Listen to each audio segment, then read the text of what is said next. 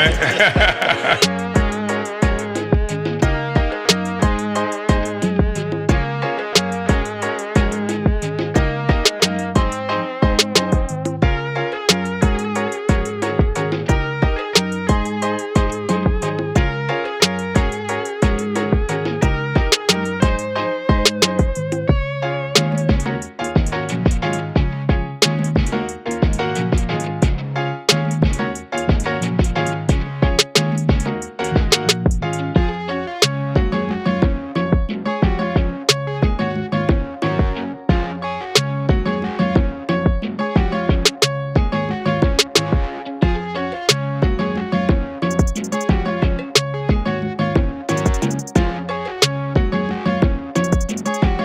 The revolution is lit.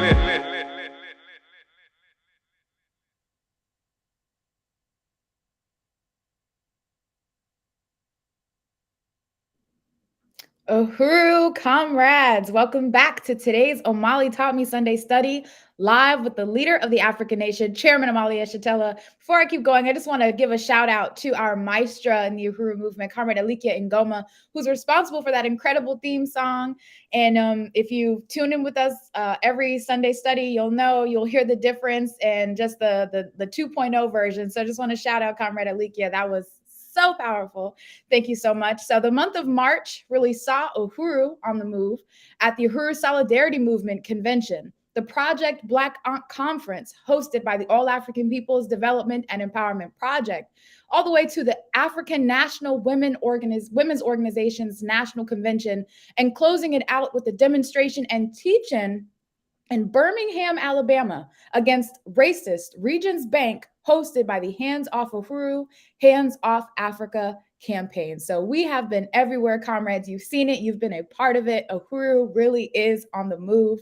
In the same time, we've seen major political moves being made with the ever deepening crisis of the colonial mode of production. Now more than ever, we must have African revolution. That's why this next Omali Taught Me series is going to analyze some of the historic revolutions of the past that fought against colonialism and the imposition of a colonial mode of production. This first week, we're taking a look at the incredible Vietnamese Revolution. To open it up, I'll give a general overview of the Vietnamese Revolution. Then we'll take a look at the 25-minute documentary titled French Involvement in Dien Ben Phu. Following, we will hear from the leader of the African nation and the International African Revolution, Chairman Omali Yeshitela. Before we begin, make sure to like and share this video on the platform that you're viewing from. Also, the chairman recently launched a Twitch account. If you didn't know, now you know. So chairman is on Twitch. If you have a Twitch account, or if you don't have a Twitch account, go ahead and make one. And if you do have an account, make sure to subscribe to Chairman Omali Yeshitela. So go ahead, just pause for me right now. Just hit that like button, hit that share button, wherever it is you're watching from. We're on YouTube, Twitter, Facebook, and get this study out broadly, as widely as possible, because this is the history they do not want you to know. It's the history they're trying to ban from the schools and all of these other educational institutions. So we're going to teach it right here on this broadcast, but we need you to share. So give me a moment, take it right now and share, subscribe. Make sure you follow these pages so you're always updated with the Omali Taught Me Sunday studies and everything where the chairman is going, where he's speaking. You can be the first one to catch it if you like and subscribe to these pages. And comment #share in the comment section when you've shared it. All right, so let's get into this overview on the Vietnamese Revolution. All right, so the Vietnamese Revolution and the African Revolution. So we start this off by saluting Chairman Omali Yeshitela's theory of African internationalism, this profound revolutionary theory that has helped us to sum up the world, to explain the world from the point of view of the African working class. And it's not just a point of view, but it's the way the world actually is, which was formed, this whole modern world as we know it today was formed off the backs of Africa and African people through what the chairman has coined as the colonial mode of production that ushered in modernity.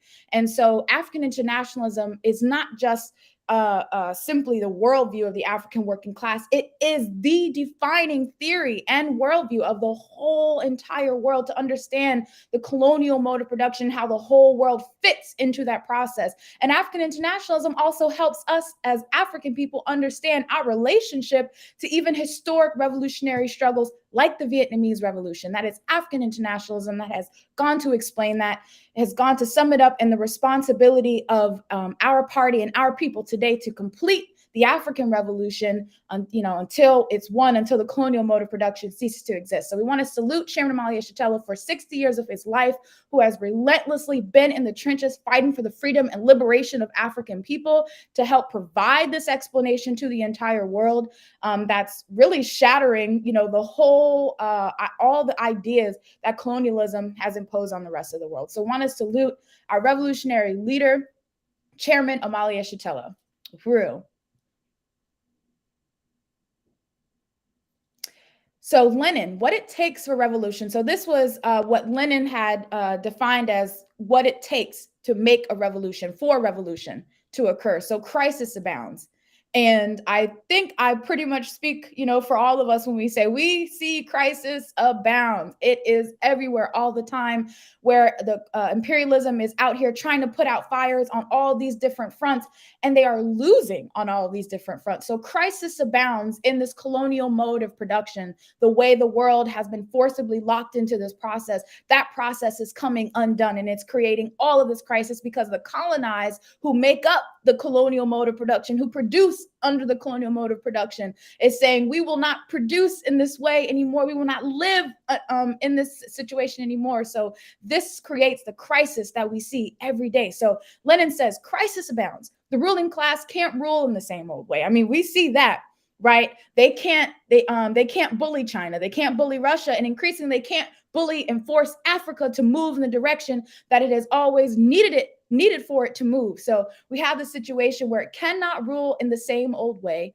And we even see that with the installation of neo-colonial puppets or white power in blackface, because they can't directly rule. So they have to stick somebody that looks like an African, looks like a colonized subject, to go and carry out their bidding. It cannot rule in the same old way. The masses are resisting and rising up. And we see that everywhere in the country, in the US, all throughout Africa, in Europe, and, all throughout the world. In Palestine, colonized people are rising up. The masses of people are rising up, no longer wanting to, just to accept this reality that has been imposed on all of us. So the masses are rising up, and the struggle must be led by a revolutionary party. And that's what we have in the African People's Socialist Party. So this is what Lenin says, what it takes for revolution. And, if you look at all the ingredients you need to make a cake, we looking at it right there. So the masses must unite with African internationalism. So the masses, the majority of the peoples on the planet, have to be able to understand this. And African internationalism defines the primary contradiction in the whole world as colonialism and the colonial mode of production. That every contradiction you can see out in the world today, whatever it is you're struggling against, can be traced back to the start of a colonial mode of production. That's African internationalism that teaches us that, which means that the masses must unite with African internationalism, because we have to go on the same trajectory of fighting against colonialism and the colonial mode of production. Not fighting all of these things over here like the imperialists, like the colonizers are doing, fighting all this stuff over here, but fighting the core problem that creates all these other contradictions in society. That's what African internationalism teaches us. So we win the masses to African internationalism. And more, don't we see? People are talking about colonialism. Where did that come from? The relentless efforts by the African People's Socialist Party and Chairman Omali Yeshitela. Next, sorry. All right, so the mode of production is everything that goes into the production of the necessities of life. So everything, that it is that, we see, that we consume and things like that, what we are experiencing through that process, what is happening, what's being produced, how these things are coming into being is through a colonial mode of production. And that means that it requires the colonization of a people, the exploitation of a people, the theft, the rape of their resources and their land. And that's what it requires in order to produce and reproduce life and the means of production in the society. It requires this colonial parasitic relationship to colonize peoples on the planet Earth. This is what we understand about the colonial mode of production. So the mode of production in a society is everything that goes into the production of the necessities of life. So everything in today's world, as mentioned, is produced by the colonized for the benefit of the colonizer, the colonial mode of production. That's what the enslavement of Africa and African people was all about. That's what the imperialist conquest by Britain, was about when it was setting its sights for the whole world. And in, all of Europe, what's characterized as Europe today, setting its sights in how it's able to be defined as Europe and have all these different countries with their cultures and their, all the wealth that they have today. The thing that puts, Europe at the as this height of civilization and and things like that. This came through the process of stealing, of plundering. These things aren't natural to Europe.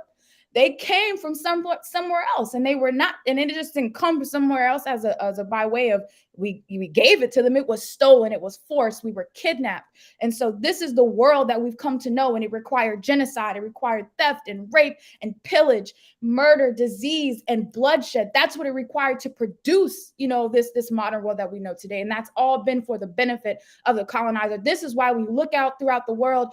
Anywhere an African is, where African people are, we live in these humiliating, undignified conditions of exploitation and oppression. And the majority of the white community, live in the white community with hordes of wealth and things like that. That's not a coincidence. That's a colonial mode of production that created that reality.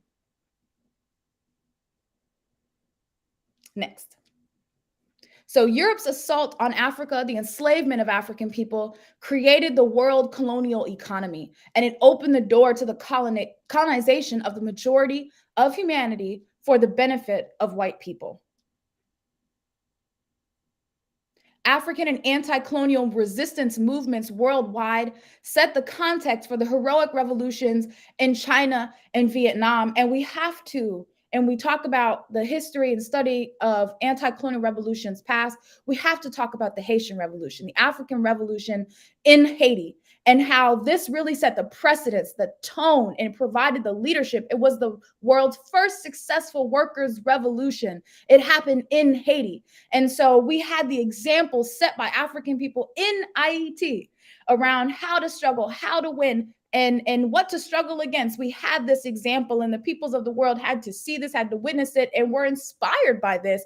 And this talk about setting the context, for heroic revolutions. I mean, I can't think of a better context setter than the African Revolution in IET. A revolution has a critical need for a revolutionary party with correct theory to lead the anti-colonial revolution. And that's why the African People's Socialist Party exists.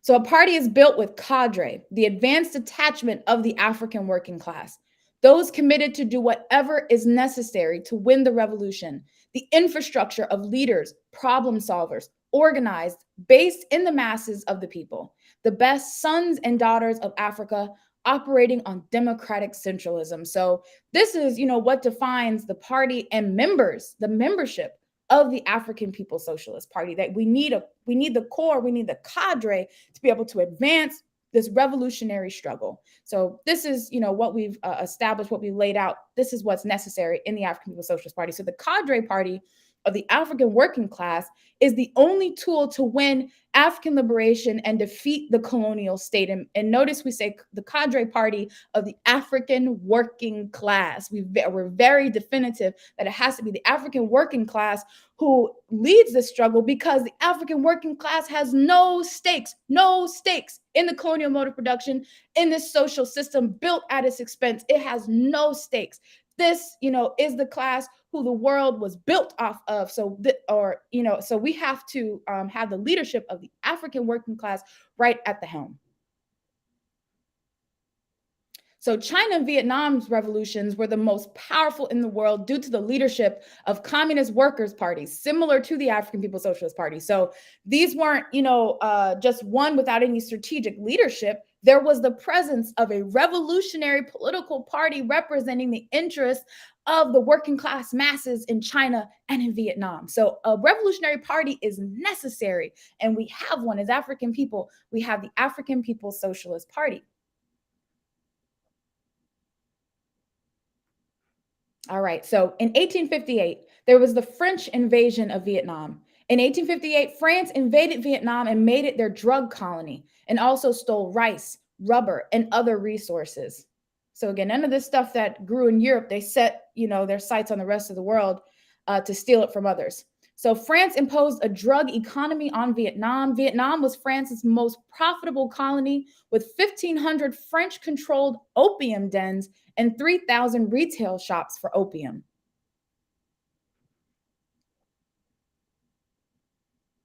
Vietnamese resistance to the French invasion lasted more than 30 years. And Ho Chi Minh was the founder of the Vietnam Workers' Party and was born in 1890. And Ho Chi Minh was inspired by the Garvey movement. Ho once told an interviewer that he had heard Marcus Garvey speak in Harlem when he was young and traveled the world. So again, the African Revolution, this is the thing that's setting the context for the whole world, and people are looking towards for leadership, just as they do today, looking towards the African Revolution for leadership. So 1925, the formation of the Vietnam Workers' Party. In 1925, Ho Chi Minh and a small group formed an anti-colonial revolutionary youth movement, which eventually led to the Vietnam Workers' Party. Vietnam fought colonial invaders for 30 years, defeating the Japanese in 1945, French in 1954, and the United States in 1976. The slogan of the Vietnam Workers' Party and the people, nothing is more precious than freedom and independence. And that's absolutely true. And the chairman makes it clear that African people, we cannot be a dignified, self-respecting people without power, without freedom, without self-determination. And this is the thing that has to be, the driving force, the thing that really motivates us to fight every single day is to understand that this reality that we live under today, we can't accept that reality. And we have to fight to be free. We have to fight to be self-determining. Nothing is more precious than that.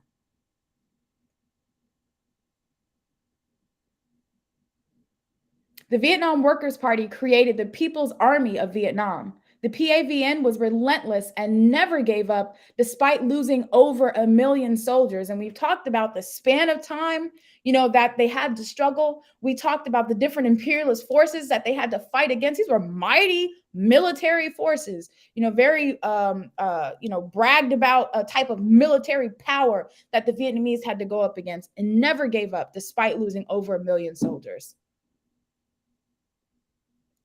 The PAVN was led by Vo Nguyen Giap, who was fierce and relentless, who led the People's Army to total liberation.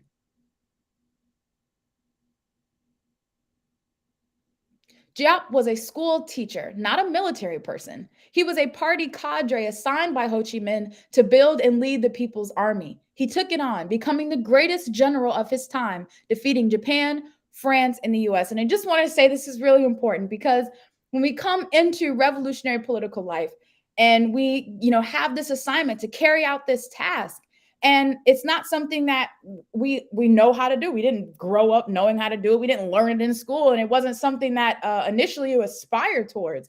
So, but coming into the revolutionary life and into the African People's Socialist Party, the possibilities are endless. It opens up.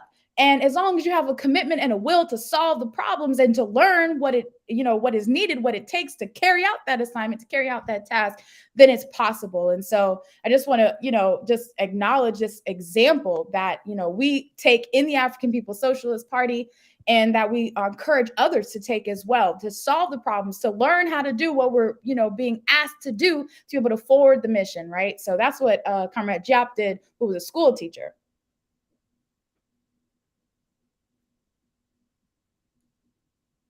All right, so Giap wrote, the Vietnamese People's War of Liberation was a people's national democratic revolution with the task of overthrowing imperialism and defeating the feudal landlords used as neocolonial puppets by the imperialists inside the country. The People's Army was called the Viet Minh. The US invented the derogatory colonialist term Viet Cong. People's Army led by the party. Giap led the Viet Minh, the Revolutionary Army led by the Vietnam Workers' Party. So revolutionary political leadership all throughout. 1940, Japan collaborates with France and invades Vietnam. Japan invades during the Second Imperialist War while France joined the Nazis. The People's Army kicked their asses. In 1945, Giap and the People's Army defeat Japan. Japan was driven out under Vo Nguyen Giap led People's Army, and Ho declares independent Vietnam.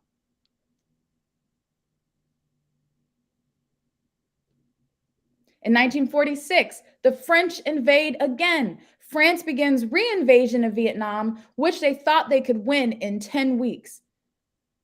And again, this is a battle to be able to control Vietnam, to be able to control the resources in Vietnam, the resources, including the natural resources and the human resources. This was what the struggle was about. So France, wanted a piece of this action.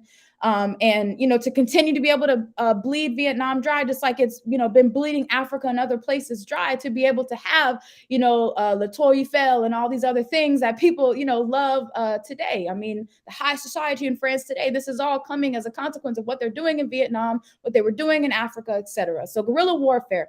Job said guerrilla warfare is how an oppressed people defeats a powerful imperialist army.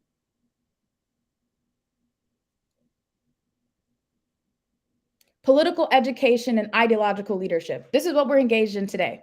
Giap said the main task of the People's Army is political education and ideological leadership.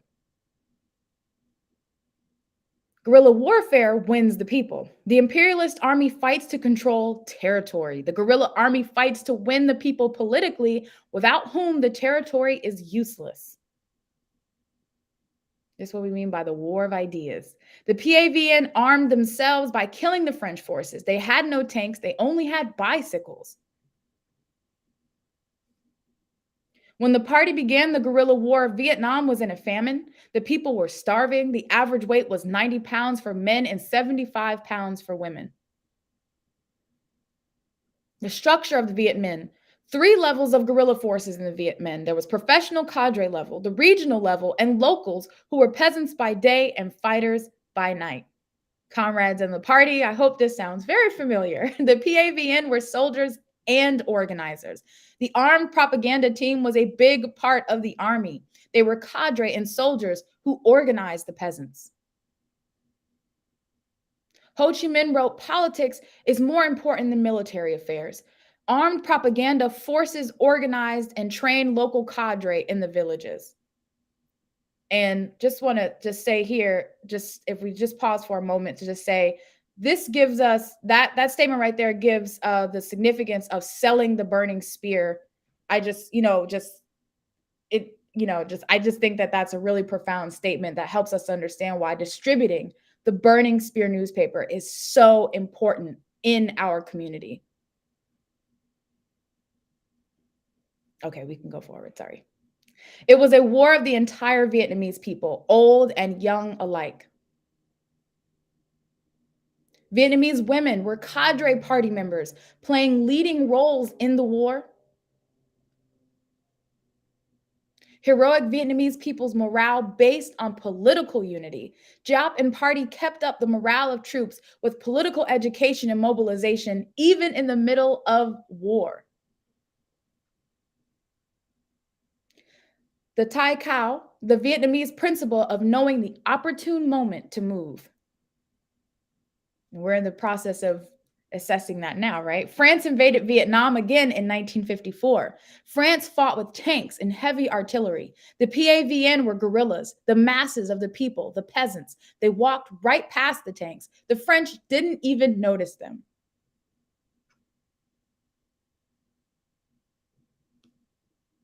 And the French entrenched in Dien Ben Phu, which we'll have a documentary on in just a moment. The French entrenched in Dien Ben Phu in northwest Vietnam using colonial forces from Ivory Coast and Algeria, which Vietnamese party targeted politically, recognizing the relationship between the struggle of African and Vietnamese people. So French colonial decadence, the rape of Vietnamese women, and this is the violence that was imposed on the people, not just militarily, but just all throughout, to be able to control, to be able to continue to occupy and colonize and use Vietnam. And this was the type, of just the type of, violence that they were engaged in. The French brought into their encampment 18 prostitutes, enslaved Vietnamese and Algerian women, 49,000 bottles of wine, and mostly colonized soldiers. They thought they could beat the PAVN in just a couple of weeks. The French camp at Dien Ben Phu was on a riverbank with mountains behind it. They thought the PAVN could never reach them from behind, and that the PAVN at that time had no airplanes. So they had the air power, and they thought that meant they had all the power.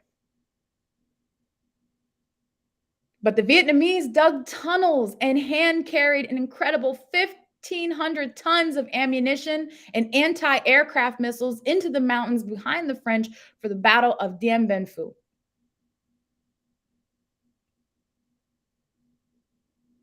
Wow. The Vietnamese dug trenches and tunnels more than 100 kilometers long.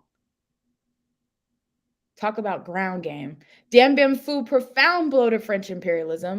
In 1954, the victory of Vietnam over France at Dien Bien Phu was a profound blow to French imperialism.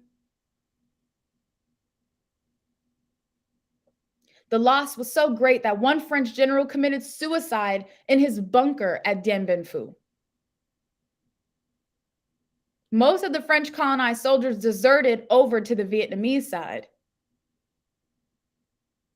Vietnam was partitioned between North and South. The party held the North. The US backed neo-colonial forces in the South. In 1955, the US invasion begins. The US invades Vietnam in 1955 in a war lasting 21 years. The Ho Chi Minh Trail, the Viet Minh Mountain supply route that was used by hundreds of thousands of fighters from North Vietnam through Laos to the south, US bombed it on average of every 2 minutes, but could not stop it. The PAVN appealed to African soldiers. PAVN appealed to African soldiers who practiced fragging. Hanoi Hannah was one of the radio broadcasts, right? So the use of the airwaves to be able to appear, do appeal, and make political education to reach the colonized forces, within the U.S. imperialist army.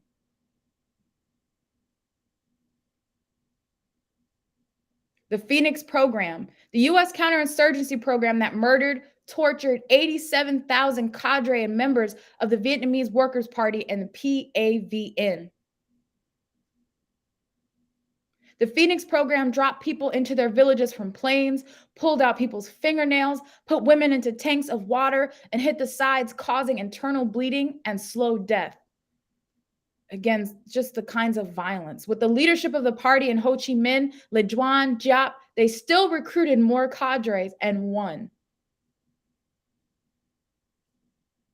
The Tet Offensive, New Year's, 1968, Vietnam's greatest mobilization. Surprise, all-out attack using conventional warfare methods and guerrilla, plane and army attacks in every town, along with hand-to-hand fighting everywhere, even from Vietnam servants on U.S. bases in the South. The PAVN technically lost the battle of the Tet Offensive, but they won the war by destroying the will of the U.S. to continue to fight. The Vietnam Revolution took place during the period of the African Revolution in the US. The Vietnamese considered African people their allies and understood the African Revolution was the revolutionary front within US colonial borders. This is Huey P. Newton in China with Zhou Enlai.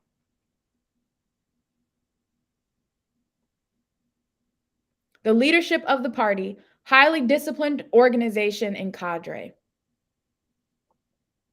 The strategy of protracted war, time was on their side. And the chairman has often said the struggle we're engaged in now is a protracted war, protracted struggle. So you can go forward.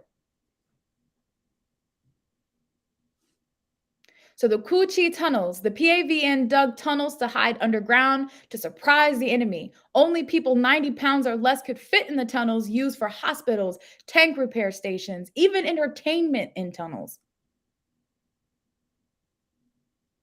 U.S. soldiers were big and clumsy. PAVN came right up from tunnels as U.S. soldiers marched and shot them. The U.S. couldn't figure out who did that. The Vietnamese would disappear right back down into the tunnel. winning international support and solidarity with the African Revolution in the U.S.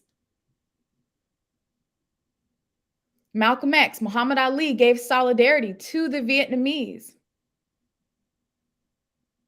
The Vietnamese understood and summed up neocolonialism in South Vietnam and elsewhere.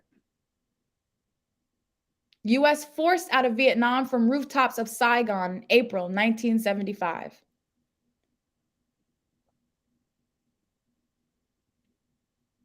Vietnam kicked the ass of the U.S. and won political independence. And remember, comrades, these struggles were back to back to back up against mighty military powers. And they kicked the ass of the U.S. and won political independence.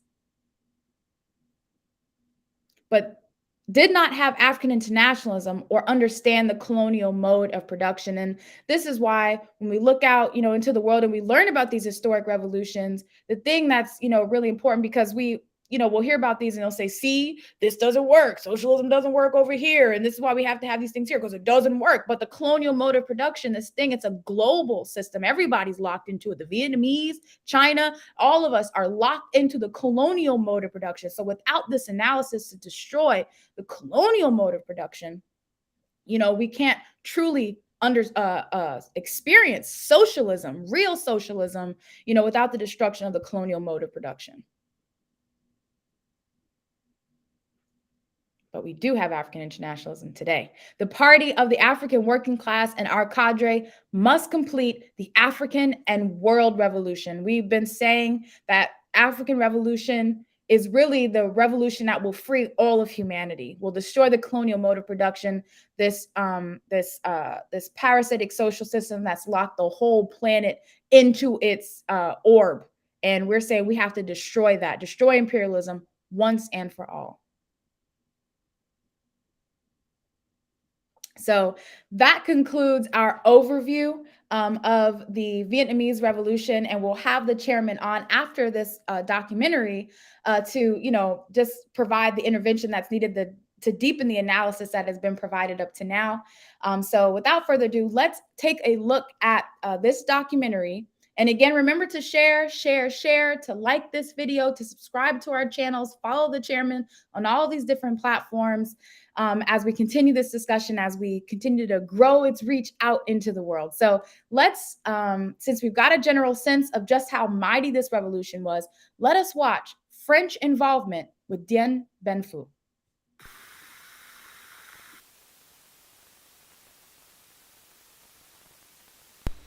I'm Walter Cronkite. This is the story of a war that shook the foundations of France, that ended her Asian empire. It is a story whose climactic moment came in an obscure jungle outpost named Dien Ben Phu. This is our story, End of an Empire, as the Prudential Insurance Company of America presents the 20th Century.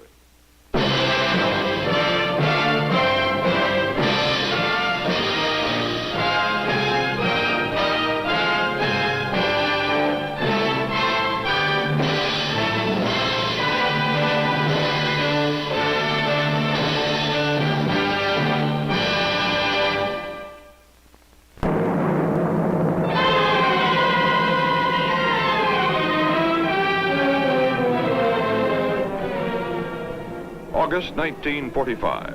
After 80 years of colonial rule and 4 years of Japanese occupation, a new surge for independence sweeps French Indochina. As French troops return to Hanoi and to Saigon, symbol of France's Eastern Empire, European citizens welcome them. But many Vietnamese support a new nationalist government that claims most of Indochina. At the head of it, a hero of wartime resistance, Ho Chi Minh. At 55, Ho has become a legend. A communist, although many of his followers are not, Ho, trained in Moscow, educated in Paris, follows a pure nationalist line. He tells the French, we want to govern ourselves, but we need your engineers and your capital. In March 1946, France recognizes Ho's Republic of Vietnam. Bao Dai, the Emperor of Annam, has abdicated to become Ho's political advisor. A pre-war French puppet, then a Japanese one, Bao Dai's basic French ties will see him again allied with France against Ho. Ho arrives in Paris to plead for complete independence, but his mission is doomed to failure. While he is away, French colonialists are creating a puppet regime in Saigon, and communist extremists are terrorizing Hanoi. Ho begs French liberals for support. "You will not regret it," he says. He grants an exclusive interview to CBS News correspondent David Schoenbrun. Ho came into the room that night wearing the uniform that had been made popular by Stalin, by Chiang Kai-shek. Just a simple khaki, high-collared uniform, no decorations, no insignia of any kind. And I said to him, "President Ho, you keep talking about war. Is there going to be war between your people and the French?" And to my astonishment, this president, in office, in time of peace, speaking in Paris, his allied country, replied, "Yes, there will be war. There's no way out. The French do not really recognize our independence. It's all a masquerade. We are not really independent. We mean to be, and there will be war." I looked at him and said, "President Ho, how can you possibly fight war against the modern French army? You have nothing. You've just told me what a poor country you are. You don't even have a bank, let alone an army and guns and modern weapons. The French have planes, tanks, napalm. How can you fight the French?" And he said, "Oh, we have a lot of things that can match the French weapons. Tanks are no good in swamps, and we have swamps in which the French tanks will sink. And we have another secret weapon. It's nationalism. And don't think that a small ragged band cannot fight against a modern army. It will be a war between an elephant and a tiger. If the tiger ever stands still, the elephant will crush him and pierce him with his mighty tusks. But the tiger of Indochina is not going to stand still. We're going to hide in our jungles by day and steal out by night. And the tiger will jump on the back of the elephant and tear huge chunks out of his flesh and then jump back into the jungle. And after a while, the mighty elephant will bleed to death." That was the prediction of Ho Chi Minh on September 11th, 1946. November 20th, 1946, the harbor of Haiphong. The guns of a French cruiser fire on the town as colonial extremists decide to teach the Vietnamese a lesson. 3 days later, 6,000 natives have been killed in a massive French attack. It is the beginning of a war that will last more than 7 years.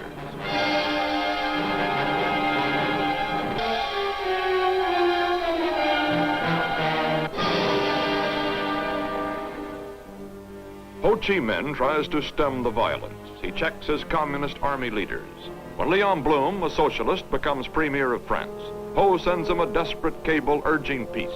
The French censor in Hanoi delays the message. It arrives too late.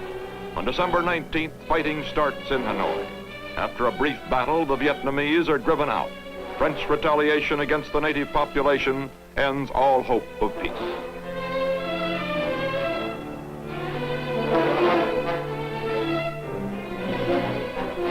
Ho's government has fled to the jungle. It is no new experience for this guerrilla veteran who fought the Japanese from these hills, sometimes with secret American OSS help.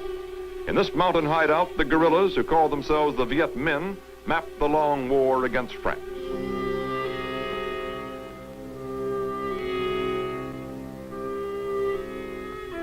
Theirs is a people's army.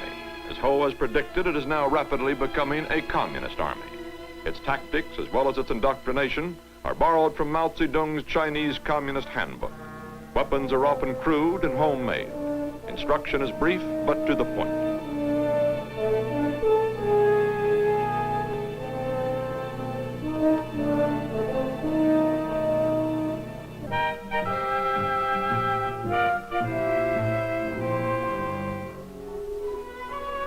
The Viet Minh works hard to win popular support in accordance with the time-proved communist formula.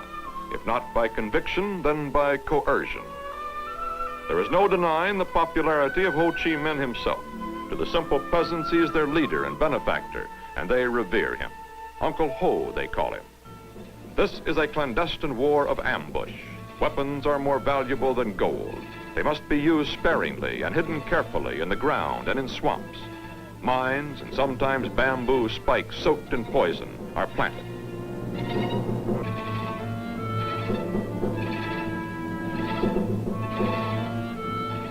The men and women of the Viet Minh wait for a French convoy.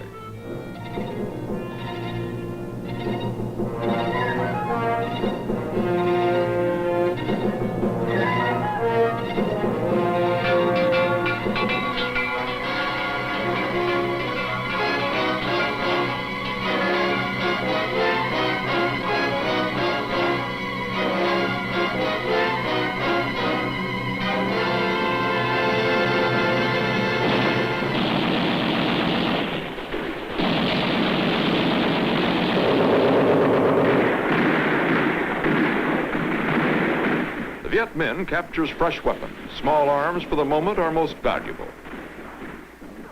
The French use mine detectors and do their best to discover where the Viet Minh hides its guns and grenades. Many are found, but not enough to stop the growing guerrilla army. Sabotage of railroads and communications spreads throughout the countryside.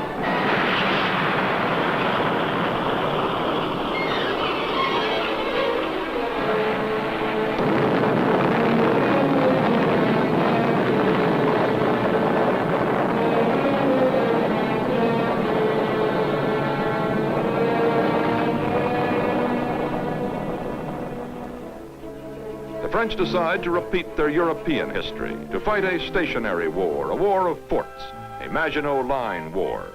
But in the Indochina jungle, no such line is possible. Barbed wire and concrete are spread far apart in an effort to hold a few fixed positions.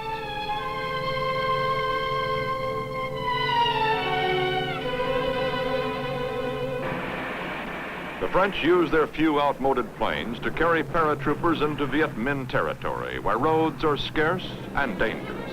They hope to flush out the elusive enemy in a series of lightning raids. But on the ground, the going is slow and muddy. Only a few guerrillas are spotted.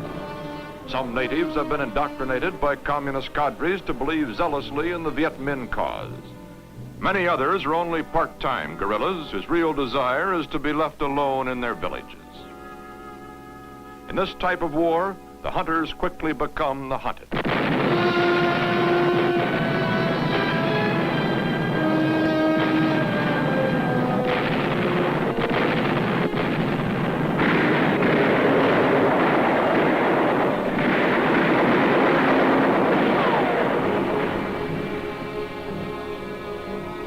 It is a brutal seesaw battle against hidden elements.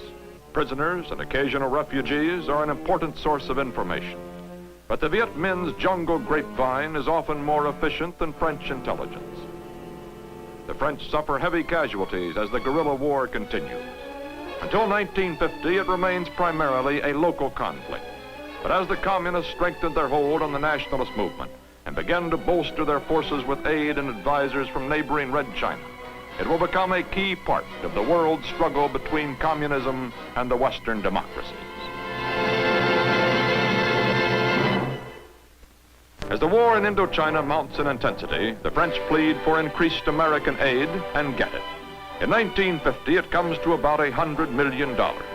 4 years later, it will be nearly 4 times that much. In all, the United States pours nearly $4 billion worth of military, financial, and economic assistance into Indochina in an effort to avoid a French and a free world defeat.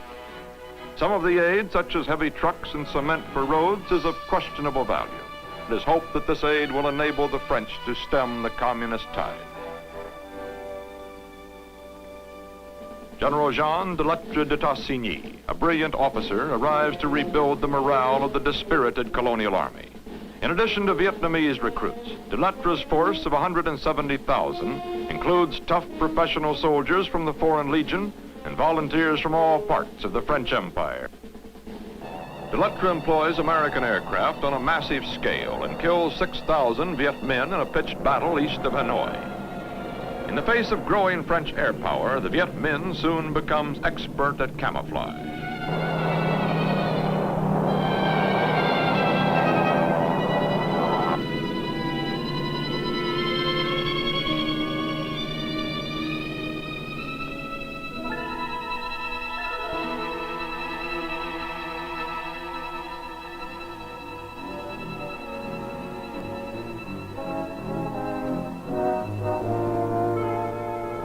Military aid from Red China has begun to reach the Viet Minh. To increase the flow of supplies, better roads are needed. Men and women work with their hands. Hands are not as good as bulldozers, but enough of them do the job. General Raoul Salan, later to head the secret army in Algeria, succeeds the ailing General de Lettre. Bao Dai is back as chief of a French-sponsored government in Saigon. But the French, still unwilling to grant the Vietnamese real independence, lack popular support. At his northern headquarters, General Vo Nguyen Yap, the tough commander of the Viet Minh Army, prepares his strategy. Yap now figures he has enough strength for a frontal assault, but he must move carefully. He plans to draw the French into a trap. In Saigon, the new National Assembly meets. Its members and Bao Dai's cabinet are mostly French-weaned property owners and professional men with little political experience. There are no Northerners represented among the delegates and no figure like Ho Chi Minh to command respect and provide strong, united leadership.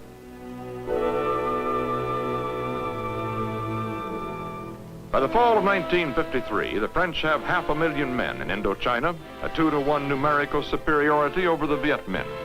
But they're still losing heavily in jungle combat. The stage is set for a showdown.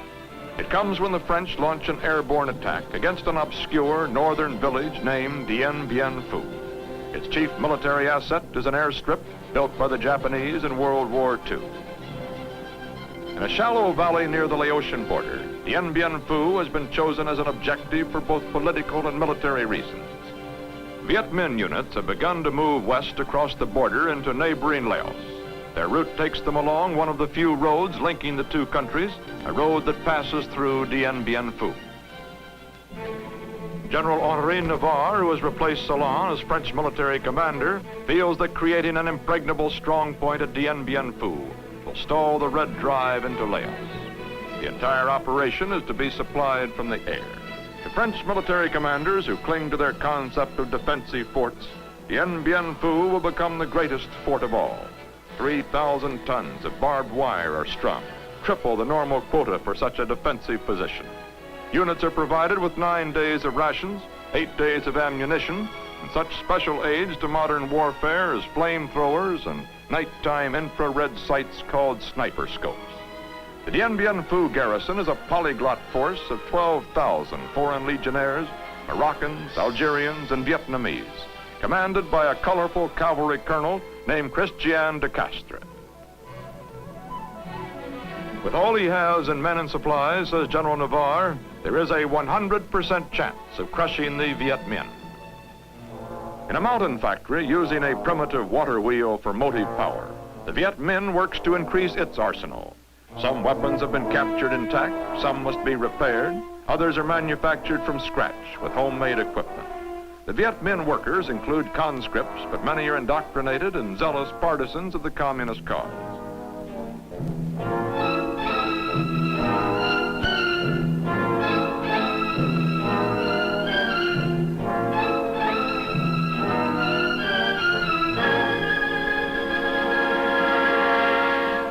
The bulk of Viet Minh supplies now comes from communist China. They're carried across the border 200 miles northeast by a force of 75,000 coolies.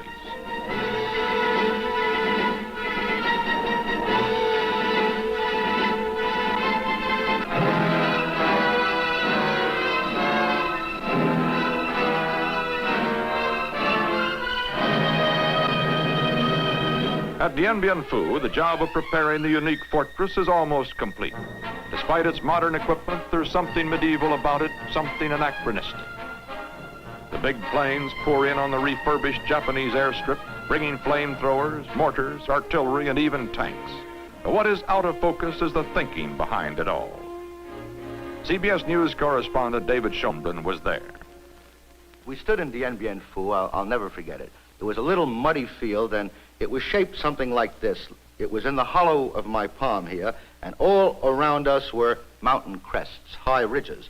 The French were located down here in the bowl. They called it La Cuvette, which was a bowl. And I remember some of the correspondents saying to the French general at the time, "But General, what happens if the enemy ever gets up onto the ridge? He's going to be shooting fish in a barrel." And the general looked at that and said, "Oh, yes, but you see, these Vietnamese, these Annamites, they're not very good with artillery like we Europeans are. They don't have any heavy stuff, and we think it's unlikely that the Chinese will give them heavy stuff." That was the gamble they took. It was unlikely that the Chinese would furnish the Viet Minh communists, whom the Chinese were backing. The general has made a tragic miscalculation. Artillery, including American guns captured by the Chinese Reds, is furnished the Viet Minh in quantity. Painfully pushed and pulled up mountain trails, these guns will provide the key to victory. The French will be thoroughly outgunned. The Viet Minh has maneuvered its artillery into position as adroitly as if it were dealing with light machine guns. Soldiers work side by side with coolies to complete the buildup. The death knell of colonialism in Asia will be sounded in the terrible battle about to take place at Dien Ben Phu.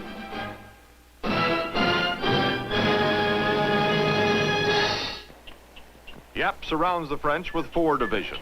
March 13th, 1954.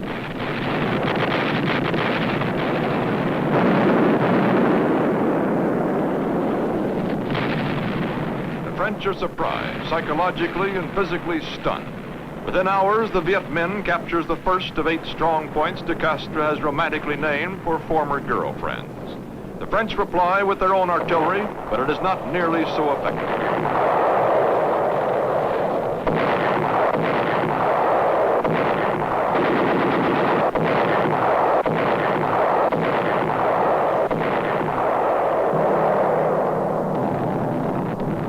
French planes drop napalm bombs, liquid fire, but it is apparent that Dien Bien Phu needs reinforcements. Reports David Shomron. I remember watching French and Vietnamese paratroopers volunteering to jump into Dien Bien Phu, even in the last days of the war when they knew that it was suicide. They had more volunteers than they had planes to carry them. Rarely in history can one witness such a magnificent and totally absurd sacrifice of human life and noble courage as at Dien Bien Phu.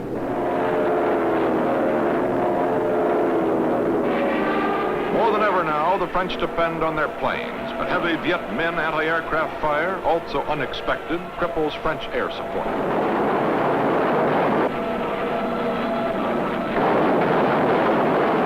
The Dien Bien Phu airstrip is riddled with shells.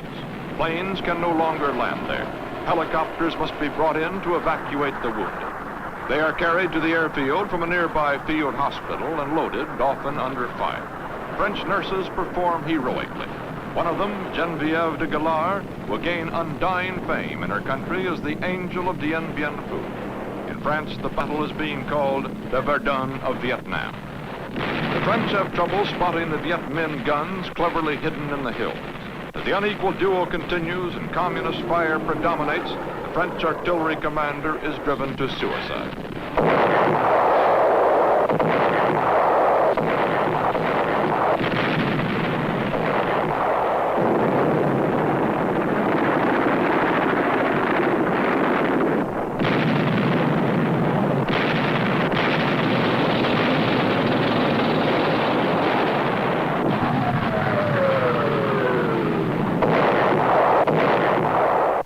Tanks cannot stop the Viet Minh from closing in through a maze of trenches.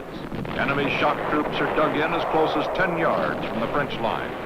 Despite heavy losses, they overrun the French positions one by one.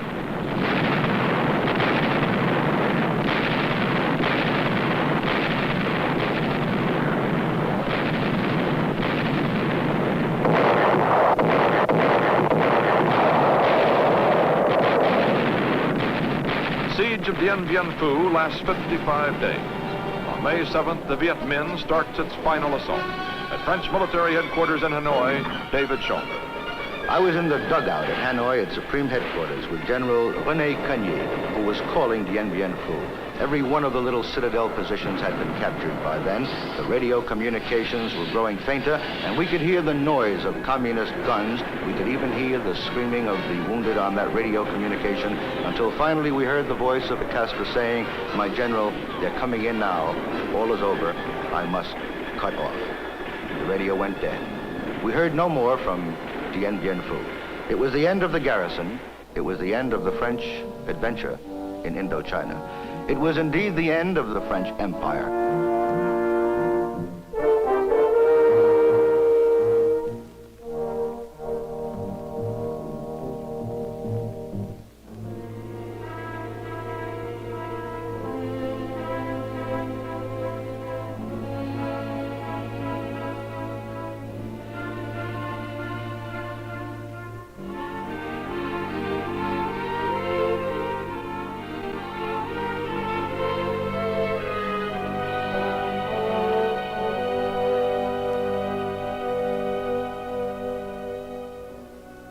French captives, almost 10,000, are subjected to brainwashing in a Viet Minh prison camp. Colonel de Castro, now a general in defeat, is one of them. Communist political officers hand down the line as the prisoners listen abjectly.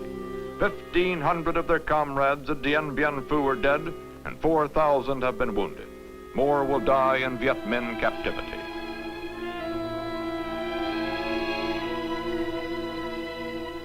The victory at Dien Bien Phu gives the Viet Minh bargaining power at a peace conference in Geneva. They get all of Vietnam north of the 17th parallel, with Hanoi their capital.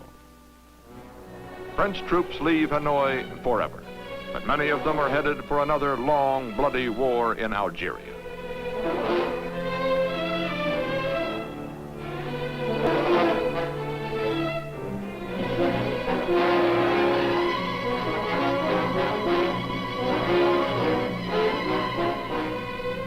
As the last French soldiers cross the bridge leading from Hanoi, Viet Minh guards take over.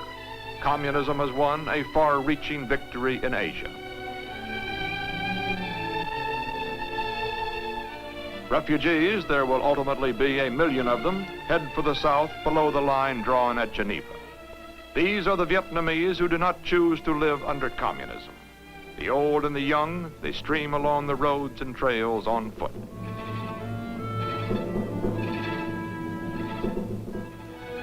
Some go by sea in small boats, while others come down the coast to Saigon by ship. Today, many of these refugees are leaders in the continuing fight to preserve their freedom by saving South Vietnam from communism, a strikingly similar kind of war in which the United States is deeply committed.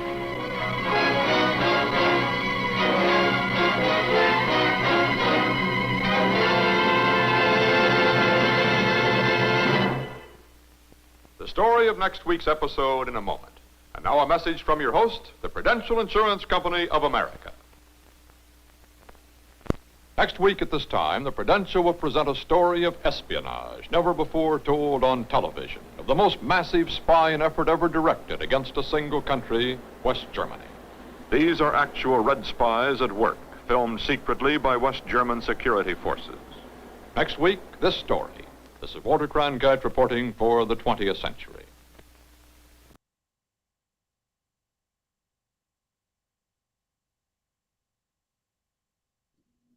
Oh, for real, comrades. So we are witnessing what we just witnessed was again this documentary that was titled French Involvement in Dien Bien Phu. We are having a discussion on the Vietnamese Revolution and the African Revolution. And so far, there have been many important lessons that we have been able to gather by what we've just witnessed in terms of the Vietnamese Revolution. But two things that stood out to me in particular. One, that the power of the people and the primacy of the colonial contradiction, that the Vietnamese weren't fighting against quote unquote racism. They weren't fighting against the ideas in the heads of the US or French or Japanese imperialist troops. They were fighting the real material conditions of colonialism. And this is what we must understand today, that our revolution cannot be guided by, nor will it be won based on some politic centering anti-racism. Dealing with the core issue, the colonial mode of production, this is how African people will be free. So before I turn it over to our chairman, I'd like to take a brief pause in our program just to review some of our upcoming events, announcements, and then we'll get into the meat and potatoes, the core of this discussion. So we have first, join the counteroffensive to stop the FBI attacks on the African People's Socialist Party and the African liberation struggle. This is the same thing that African people in this country and all around the world are engaged with in terms of the Vietnamese Revolution, the struggle against colonialism, African people struggling against colonialism, because the same kinds of violence, the same kinds of war being made on the Vietnamese there, it's happening to Africa and African people every day, all the time, and it has occurred for 600 years.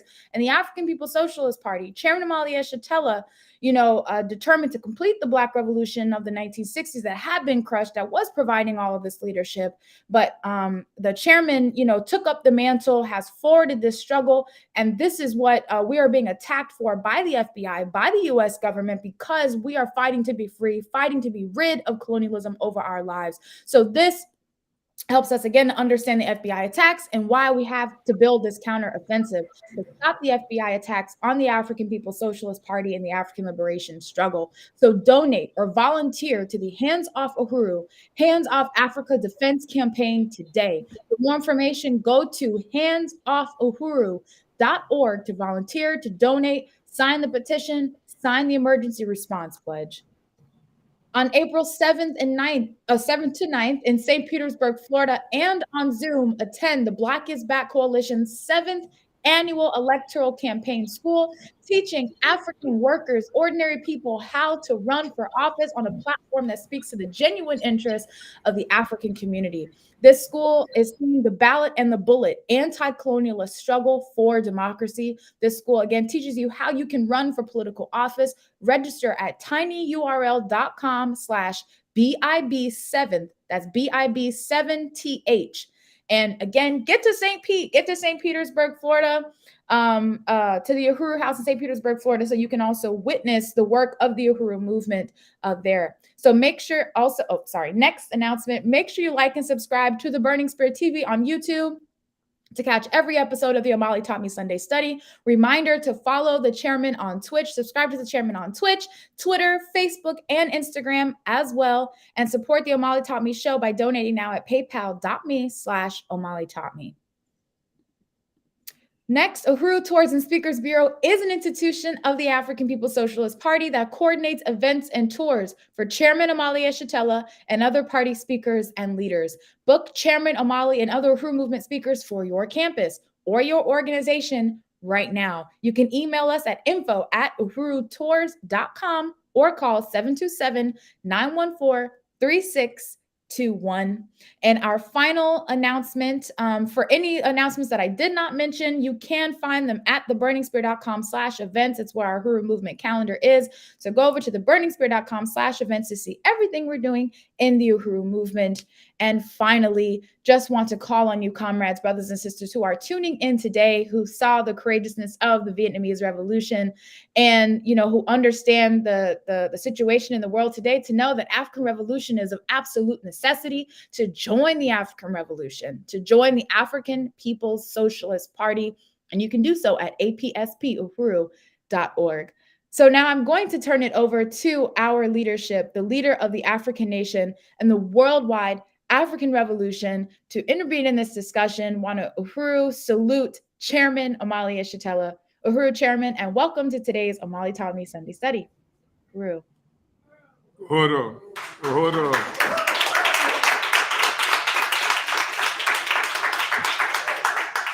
I want to express my appreciation to you, Comrade Director Akile Anai, and I'm extending this statement of appreciation, recognizing that you and the other young comrades who are members of this party internationally represent the face of the party, that the party continues to grow, it continues to learn, and the study that we are doing today is a part of that process.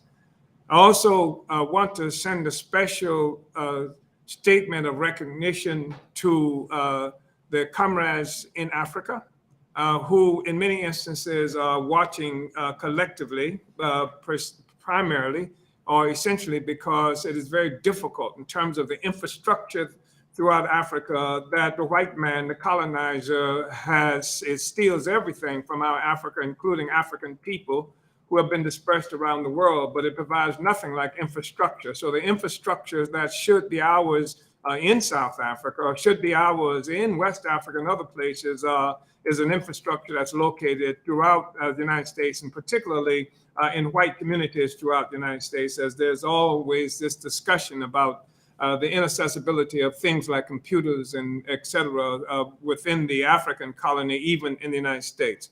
So a special shout out to comrades, brothers and sisters on the continent of Africa, in the Caribbean in particular, where we also have a growing presence, a most significant growing presence, and also in Europe. And I want to say this because too many instances there is not an obvious connection between the revolutionary project, the African revolutionary project that embraces the entire world, because the fact is that the attack on Africa that resulted in my currently being located here in the United States, that resulted in stealing this very important human resource from Africa, along with all of the material resources, also exported the African Revolution to every corner of the world. So along with the exportation of African people who came into this relationship with white power under duress at gunpoint, being exploited, being humiliated and robbed, etc. There was also an exportation of the struggle of our people. It didn't die, didn't go away any more than colonialism or imperialism went away. So we continue to make the struggle. And I really want to, again, appreciate all of your comrades who dispersed around the world, especially outside of this imperialist center, who it is often difficult to maintain an ongoing best kind of connection. And a special shout out to Comrade Afua in Ghana. I want to point out Comrade Afua in Ghana for a number of reasons, but not the least of which, of course, is many of you know that Kamala Harris, the Negress Vice President of the United States, was just recently in Ghana and exclaiming some pride of connection between her, that is to say, this vice president, this vice killer, this vice terrorist, trying to extol some connection between her and African people on the continent and other places around the world. It is interesting that she should do this. At the same time, the United States government is attacking the African Revolution precisely because we are connecting ourselves together under the leadership of the African working class. So generally speaking, the United States doesn't like to even recognize that there is an international African population, that they would like to say, well, you know, you may be a Jamaican, or you may be a Haitian, or you may be an Afro-American, but there's no such thing, they would say, as a unified collective African consciousness, and that would constitute one of the major features of African nationhood and nationality. So I want to just express that. And it's not a little thing, it's a very important thing. And that the US, we see almost daily now, in particular during this era of crisis, is doing something that helps to validate what we understand about the colonial nature, the colonial mode of production, and the African internationalist worldview that recognizes the connection between Africans globally in this struggle. I think it's important to point out some things about what we've just seen. There was a splendid overview that was provided by Comrade Director Akile Anai. It was an interesting film that was narrated by the white man who has been characterized as the most believable, trusted TV talking head. You know, in fact, every talking head, white and African and others, try to live up to the esteem that has been associated with Cronkite, Walter Cronkite. And you heard the slanderous comments that he was making. Some of them obviously intentional, and some of them just crept into the thing without intention. That you had Vietnamese soldiers and then some coolies who were helping him as part of the normal kind of discourse that you would expect from colonizers, and that was an obvious thing. So despite their intent, it was really clear that they could not disguise, they could not hide the fact that colonialism lost an incredibly significant battle there in Vietnam, an incredible significant war in Vietnam, and the 1954 defeat of the French in Dien Ben Phu. As you know, we've heard Malcolm X comment on Dien Ben Phu. You remember Dien Ben Phu, where crushed the French, where he talked about nothing but peasants, rice eaters, armed with nothing but a blade and a pair of sneakers, sandals, defeated this mighty French army. Why? He said that the white man cannot win another war on the ground. He can't. He's powerful when he's in the air. He can shoot long distances, and he has sophisticated weapons that can bomb from thousands of feet in the air, but on the ground, it cannot win. And the Vietnamese showed us a glaring example of the inability of them to win. And that's one of the reasons it's important for us also not to get excited and confused by Zuckerberg's ability to silo our discussion, to keep us from access to cyberspace that we might otherwise want to have. And sometimes we are distressed because we don't seem to be having the reach in cyberspace that we're looking for, because that's the air war. The war on the ground is the thing that we are constructing with this discussion every place. And the Vietnamese showed us that that's what has to be where the security lies. And as you have listened to and witnessed this discussion that we are having now about Vietnam, about Dien Ben Phu, you also recognize, those of you who are familiar with the African People's Socialist Party, you've also recognized that the structure of our party is something that actually complements or actually is a reflection of what the Vietnamese were able to do. And it talked about how the significance of the work that we do on the ground. Comrade Director Akili helped us to understand its significance in terms of selling the burning spear, but that's only part of it. Selling the burning spear is one aspect of it. The other thing is organizing in these communities. That's the thing that we've been pushing in such a very serious way. And we've done that from various different fronts, but we haven't done it as extensively and as effectively as we need to do. And I think it's important to recognize the relationship between the victory of the Vietnamese people and the success of the Vietnamese Workers' Party or the Communist Party of Vietnam, that they go hand in hand. That we have seen instances in the United States where people have attempted to initiate armed struggle against the United States government and have done so in different instances, but they have not recognized that the relationship between this military, this armed confrontation and the party, the political and ideological and theoretical leadership that gives a to what end to what it is that you're going to do if you're talking about military. And some people have been disappointed because they haven't been able to pull the party at any given time into some kind of armed confrontation. But there was a term that was put forward by the Vietnamese that recognized that you don't just pick up guns just because you feel like it, and not if you expect to get liberation. If your objective is to win liberation, then it's absolutely necessary, one, to understand the nature of the system that you're fighting against. And that's a critical aspect of any revolutionary movement, the nature of the system that you're dealing with. Two, it is absolutely necessary for you to recognize, for you to have a population that has the will to be free. And when I say the will to be free, what I mean by that is a consciousness of the nature of the oppression. This is why the oppressors and all these liberal lackeys have worked so hard to have us bowing at the feet of white power in this so-called struggle against racism. Where it's a most narcissistic point of view that comes from the colonizer, from the white man, that we should see the white man and liking us as the center of everything that we do. So instead of trying to overturn the relationship we have with the white man, we spend all this time trying to make the white man like us, to try to fit into the white man's system. That's the struggle against racism. But up until the late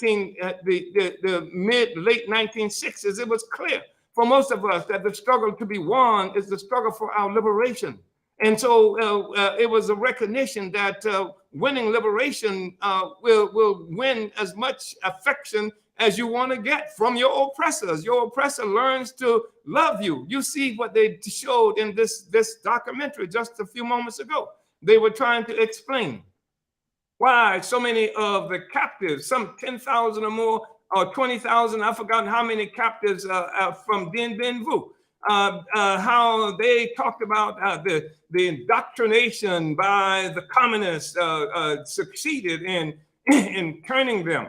Because most of those people who go out and fight for the insurance companies that produce this and fight for the banks like Regions and what have you, don't even know why the hell they're there. They've been pumped up with some lousy reactionary white nationalist view of the world, and they've been sent on these missions, sometimes suicide missions and the rest of it. And then the Vietnamese, when they come, they're captured. The Vietnamese explain the reality, and then they're understanding to some extent why they're there.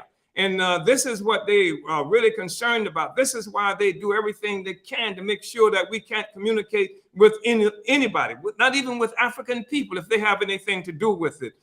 So that says something about the responsibility of the Revolutionary Workers' Party, the African People's Socialist Party, the advanced detachment of the African Revolution to provide the kind of political education, ideological training, and what have you, not just in some university or something like that, but in the communities, in the barrios, in the places where African people live and try to survive under the most oppressive circumstances, fighting police violence, fighting poverty, fighting self-doubt all the time, fighting humiliation, the ability to climb over the shame and humiliation that colonialism imposes on us. This is a difficult kind of struggle. That's why the party, the advanced detachment, has to be there, has to understand. And so that even though the masses, the majority of the people won't necessarily become African internationalists in terms of understanding what it's about, the revolution will be there. African internationalists will be there. African internationalists will be able to explain and give direction to the spontaneous motion of masses of people who are trying to get out of this death grip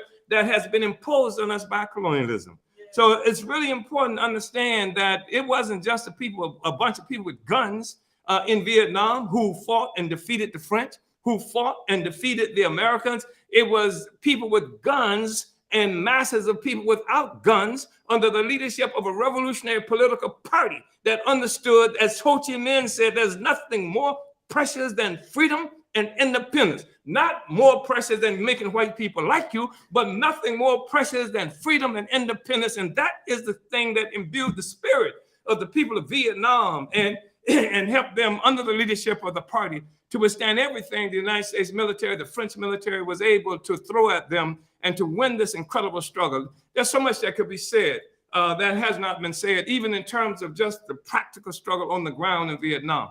The courage of the Vietnamese people. The Vietnamese people, this tiny people, tiny in terms of size at the time, tiny in terms of the population compared to the United States and France, etc. This Vietnamese people who carried the rest of the colonized peoples on their backs, almost by themselves for the longest period of time, and crushed the U.S. military might under the leadership of a revolutionary party with a revolutionary theory that was able to give them to what end to fight for, so they can see the long range, they could see the ultimate aim of what it is they were fighting for, and not just a sprint. That many people who come into the movement, some people are saying, well, when's the revolution going to happen? And generally speaking, these are people who haven't even joined the revolution, haven't joined the party, who haven't contributed anything to make anything happen, but they're disgusted because it's taken so much time. It's taken much more time since your black ass is not in the ranks of the revolution. You understand? So that's what it is that the party understands is significant, must understand is significant. Cadre, like they didn't show it here, but there was at least one instance where the Vietnamese had to move a tank across the mountain. As you know, the United States has this sophisticated listening capacity, etc., and watching everything, trying to see everything all the time. How do you move a damn tank across a mountain without the United States seeing it? What they did was they dismantled the tank. And then they took parts on bicycles and walked the bicycles with parts of it across the mountain, got across the mountain where they need to be, and then reassembled it and then attacked the French. This is what we're talking about. This is the genius of the masses. This is cadre. I've read how in Dien Ben Phu that we just watched, that the Vietnamese were able to dig trenches and what have you right up within 10 yards of the French, and that it was so bloody that they killed so many people. That is, the French killed so many people. I read that there was actually literally blood up to their ankles of some of the Vietnamese who were trying to be free. That's all they wanted to be free.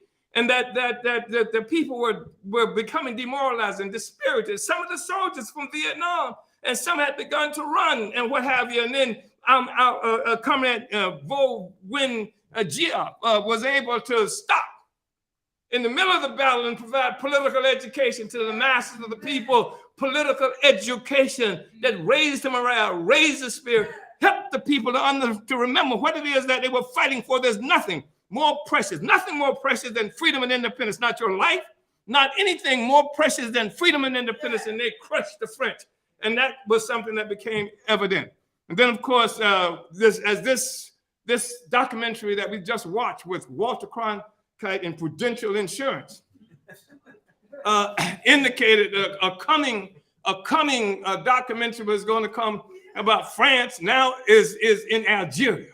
And Algeria, you know where Algeria is, right? That's in Africa, right? That's North Africa, right? And some of the Algerians actually fought with the French, for the French, against the people in Vietnam. But the Algerians made this incredibly powerful struggle and crushed France again. So you would think that they would take a hint, but they don't do that. You understand? So France is still being driven out of Africa. In various places in Africa right now, France is being driven out because people don't like being colonized. And we are under attack now precisely because we are the Revolutionary Party. We are the party of the African working class. We are the party of liberation for African people globally around the world. And this is the threat that U.S. imperialism recognizes. We've solved, at least politically and ideologically, virtually every contradiction that the African Revolution, that the world revolution has to deal with. And this is a problem. Of course, we still struggle with the issue of cadre, don't we? We still struggle with people winning the will to win among the critical sector of the African population that we bring into the African People's Socialist Party itself. We still struggle with trying to get enough members of the African People's Socialist Party. But the party is much larger than what is obvious to most people, because what most people can see of the party, they don't even recognize it as the party. And the fact is that the party has built its own trenches throughout the world, in Africa and throughout this country as well. So I thought it was really important to make those points. And I'm taking up too much time because there's some stuff that I wanted to mention. The colonial mode of production, you heard that talked about. I want to be clear about this. The colonial mode of production is not something that simply affects Black people or people in the Caribbean or people in South America or people in Asia. The entire world is enveloped. The colonial mode of production envelops production for most of the world. And that's because, and people don't make this connection. There was no such thing as Europe nor European consciousness. There was no such thing as the white man nor white consciousness. There was no such thing as the white man nor white nationalism until the movement by Portugal in particular that initiated this process of capturing Africa and African people, and then this dispersal of Europe, of these people who came from this territory now known as Europe around the world on get-rich-quick schemes. They went to these different places. They were looking for the gold. They were looking for resources, etc. And they gathered a lot of it, so much so that and now they don't talk about how bad, how much they hate or how much they like the people who might be part of different ethnic groups on this landmass.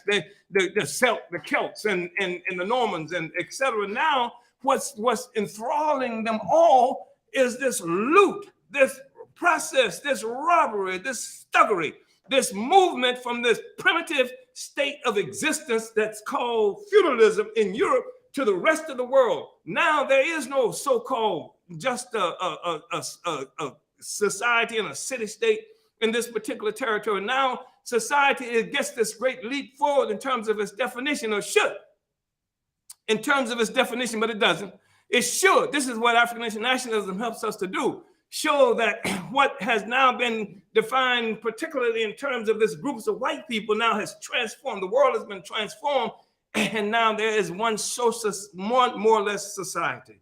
Huey P. Newton tried to get to this understanding when he talked about the communalism, where he begins to recognize that it's not just this territory that we're looking at in terms of England and France and the rest of us. There's one global society hooked together by a global economy, given birth by slavery and colonialism. One, and it has certain laws that you can investigate and you can learn to respect. And on top of this global society that is characterized essentially by parasitism, where you got a group that has come out of what is now known as Europe, that's defined, that has given it definition. Was no Europe before. Europe is created as what do you characterize it? How do you say it? As an antipode? Europe is created as something that is a reflection of a whole new relationship that's now emerged in the world. And it defines itself now in relationship to the rest of the world, and particularly Africa and African people. This is the thing that gives rise to the white man. This is the thing that gives rise to what we might call white nationalism. Was no white nationalism before. If anything, you had a primitive kind of nationalism that you could find where you might have the Normans with a problem with another ethnic group that was in this territory called Europe. But the white man emerges, is born from this process. I hope you understand. Was no America. What the hell was an America? How the hell could there be an America? And so you have this very difficult situation for white people, generally speaking, because the struggle against the colonial mode of production is to struggle against everything that defines them. It's a struggle against self-definition up to this point. Do you see what I'm saying? It's an abnegation of who the hell we supposed to be. Because the question continues to be, if I'm an African, then who the hell are you? You understand? That's the question that's outstanding, whether it's recognized or not. And so this is the world that we're looking at. And so we'll see that along with this colonial mode of production, what we have with the colonial mode of production is an economic base. Economic base is slavery, colonial slavery. That's the economic base. The whole economy of the world revolves around that. The whole economy of the world revolves around that. It's being disrupted now in part by the struggles of people in various places in Iran, in Venezuela, in Nicaragua, in Cuba, now Russians and Chinese and Africans in North St. Louis and other places like that, disrupting this process. But it's a colonial mode of production, and it's being challenged now. So going on a tremendous amount of distress. And it is now trying to defend itself from dissolution, trying to defend itself from negation. What negates this? And I think it's really important to talk about this, because even the concept of freedom, as you heard Cronkite here just a moment ago talking about freedom, the free world, fighting against communism. What communists? They've colonized Vietnamese people. The semi-colonized people of China. The colonized people in Cuba. The colonized people in various other places in Algeria around the world. And then they're talking about they're fighting for the free world to keep these people colonized by calling them communists, to liquidate, obscure the fact that they're fighting against people who just want to be free. And who want to return to something that's close to mode of production that the world knew before the European got involved and brought remnants of feudalism into our societies to create this self-centered, individualistic kind of consciousness based on a political economy that has its origin in a handful of people robbing the vast majority of everybody else. You with me? Yes. That's what it is that we're looking at.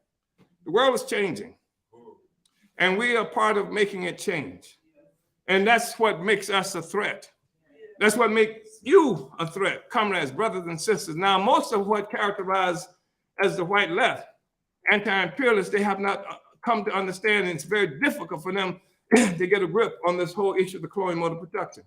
Even those people who are handmaidens of the white left and the white right, and the white colonial powers, handmaidens, they're in our midst sometimes, working like hell to undermine the vanguard, the advanced detachment of the African working class, stealing concepts and things like that to misdirect and mislead people, stealing titles even to misdirect and mislead people, etc., so that they're trying to get in front of the revolutionary project the same way Obama did when he was going change, when change obviously was inevitable because the peoples of the world were making change. So they say change to get in front of it. Just now, everybody wants reparations. Why? Because we put reparations on the agenda, pushing reparations. And so to get in front of it, then you got these neo-colonial forces say reparations, then to misdirect people away from the recapture of the resources that have been stolen from us, including our own happiness, etc.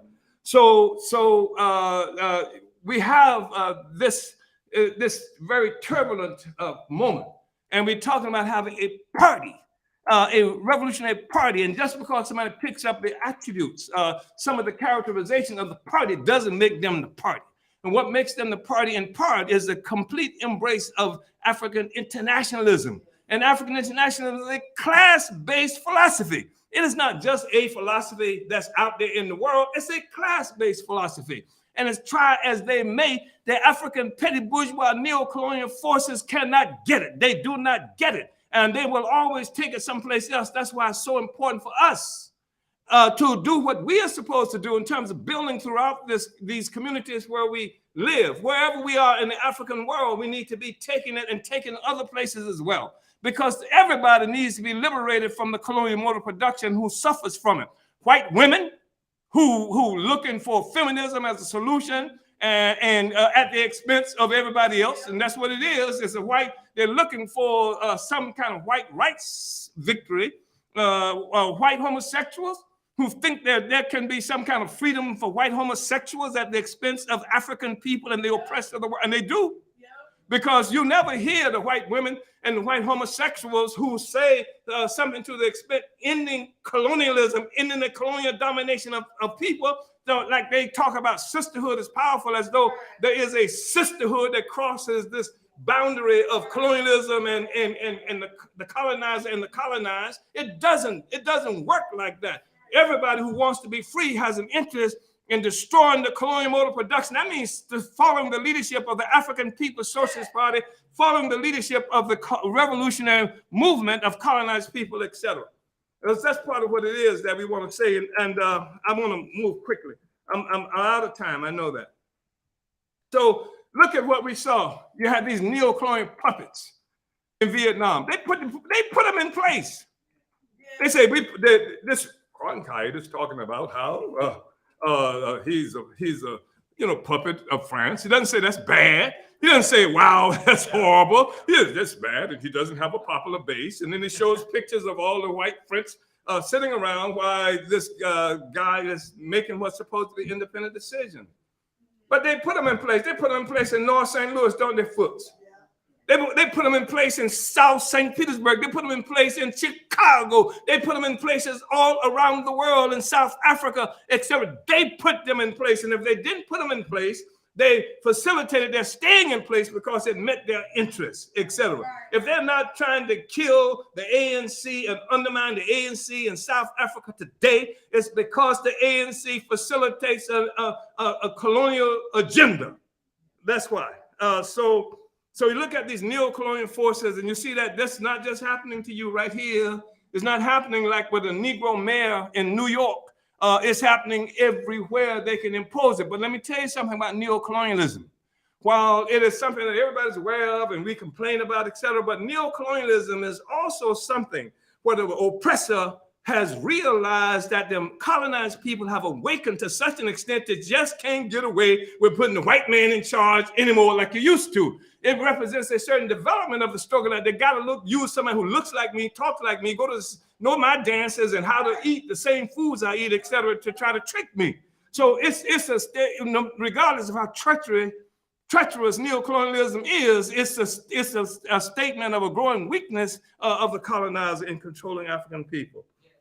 So colonialism hasn't been recognized, generally speaking, as a mode of production until the African People's Socialist Party introduced this And that's really important to understand. It's a mode of production in the same way that people recognize at some point, and up to now, the most advanced sectors have recognized that capitalism is a mode of production with certain features, but colonialism is a mode of production. That was a prerequisite, that there couldn't be a capitalism, there wouldn't be a capital. I don't care what Marx or anybody else said.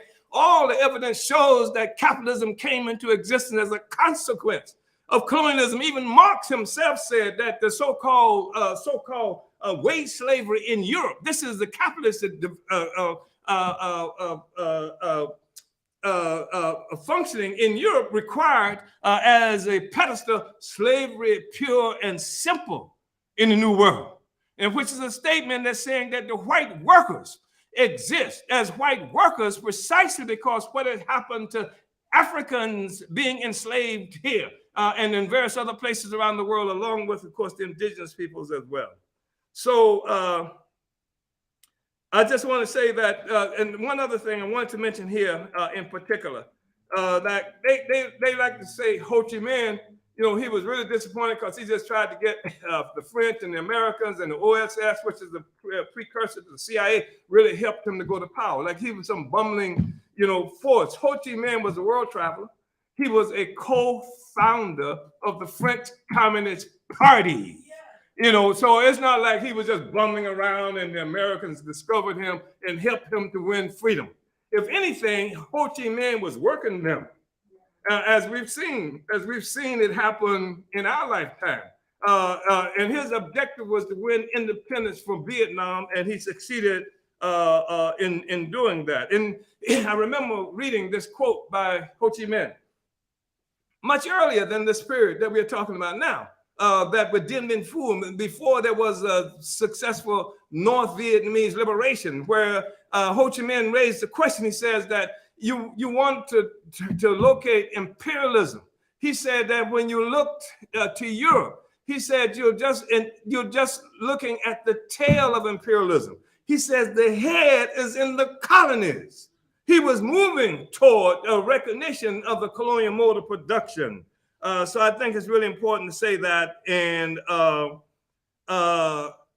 that's part of what I wanted to just project, and also to say that we have to use every means, and we will use every means we can to become the kind of revolutionary propagandists that we have to be. We have to help masses of people understand what it is that we are talking about today.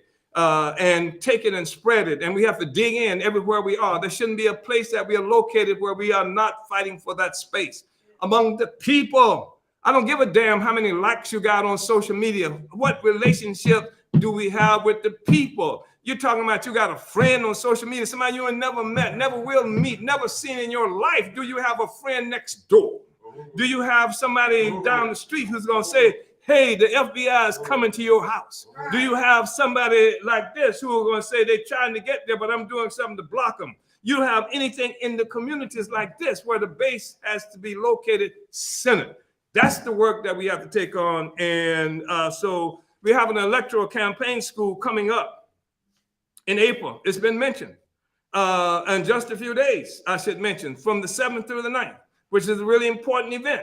Because here, what we're doing is using this democratic space that was allegedly afforded to us with the 1965 Voting Rights Act to be able to take politics that the people need, theory the people need, analysis that the people need to help them move toward independence for real, as opposed to just working to try to get white people to like us.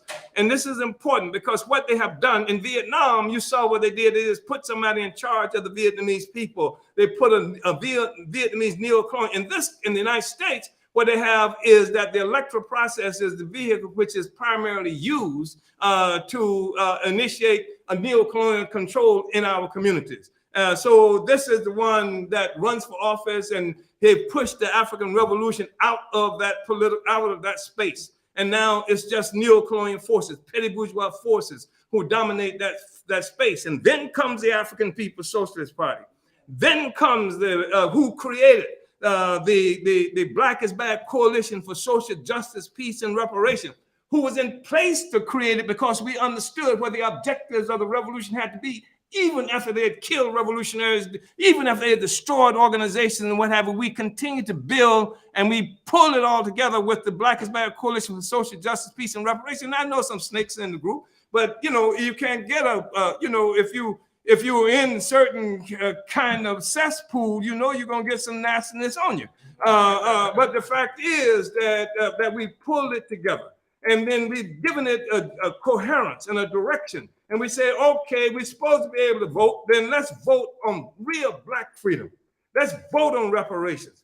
Let's vote on ending gentrification. Let's vote on Black people controlling the police in our communities. Let's vote on an anti-colonial program. Let's do that and see if the United States really believes in democracy and the right of people to vote, or do they only believe in democracy and the right for you to vote for how they want you to vote and for whom they want you to vote and what projects they want you to vote in. Uhuru, comment, Director. I know I spent a lot of time. Uhuru.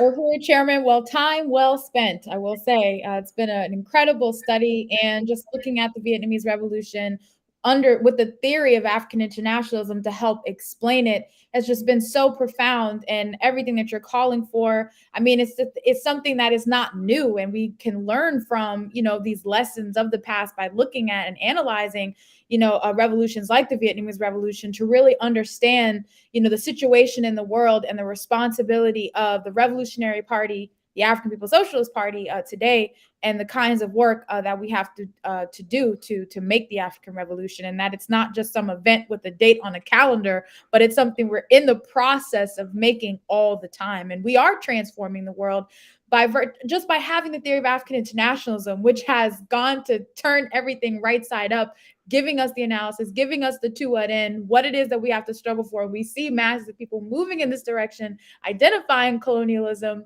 And that's just changed the world really forever. So just really want to salute your leadership and this incredible study.